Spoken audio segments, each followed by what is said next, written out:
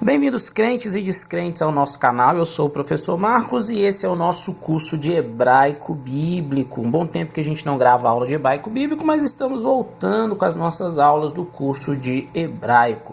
Nas nossas últimas aulas nós falamos sobre o verbo hebraico pensando no aspecto verbal conhecido como perfeito.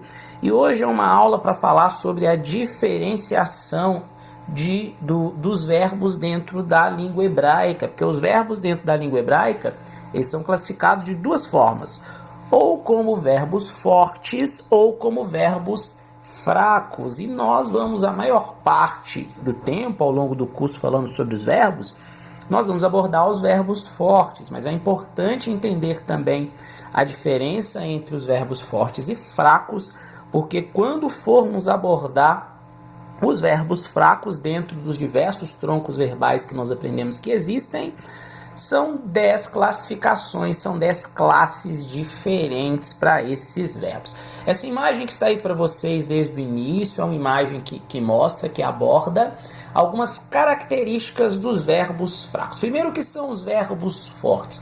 Os verbos fortes são aqueles que não têm essas características aí, né? Seria a forma mais fácil da gente depender o entendimento. Mas os verbos fortes, geralmente, eles terão 3 consoantes lá na raiz, quando formos olhar no dicionário, lembrando que para consultar um verbo no dicionário hebraico, é necessário que você venha consultar o verbo, ele vai estar lá na terceira pessoa masculina do singular do kal, pensando na sua voz ativa. E os verbos fracos? Os verbos fracos, eu quis separar 4 características. Esse é um vídeo curto, um vídeo simples, mas que é de algo importante para as próximas aulas que nós vamos ter.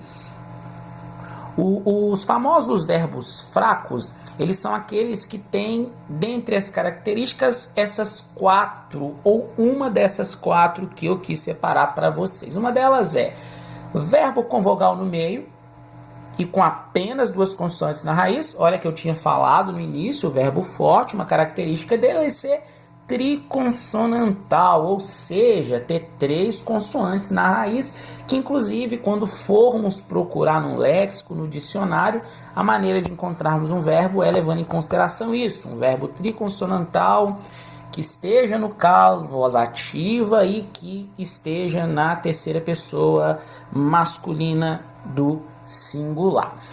Outra característica é ter uma consoante gutural, e aí eu deixei aí para vocês as consoantes guturais mais o resh. O resh, às vezes, né, sempre é colocado nas gramáticas ter uma consoante gutural ou, às vezes, o resh. Mas quais seriam elas? O aleph, rei, het, ein e, às vezes, o resh. Quis deixar até a forma de se falar cada uma dessas letras para que vocês possam recordar o nome de cada uma das letras no hebraico bíblico.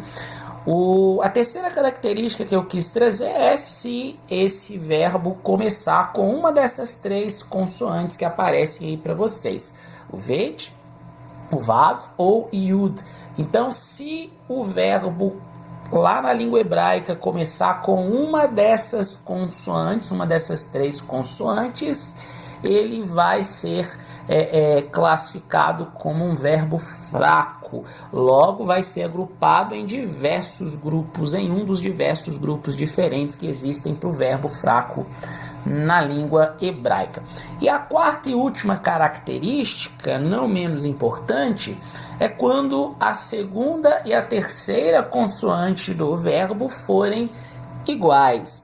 Isso acontece muito quando aquele verbo se encontra em uma forma, em uma maneira de duplicação. Então, verbos que se encontram duplicados, que tem ali as 2 consoantes, a 2ª e a 3ª consoante iguais, também serão classificados como verbos fracos. Por que eu quis trazer essa aula antes de passarmos para o próximo tronco verbal dentro da língua hebraica? Porque a maneira como nós vamos estudar os verbos fracos é bem diferente da maneira como nós vamos estudar os verbos fortes. São 10 classes diferentes que cada um desses verbos são agrupados. Por isso que é importante estudarmos, né, e entendermos a diferença entre os verbos fracos e os verbos fortes. E nessa aula eu dei uma ênfase às principais características da minha visão pedagógica desses verbos conhecidos como verbos fracos. E na nossa próxima aula nós voltamos ao estudo do verbo dentro da língua hebraica, mas aí já começando a abordar os verbos no imperfeito. Nós abordamos os verbos no perfeito e agora nós vamos abordar os verbos no imperfeito. Aguardo vocês.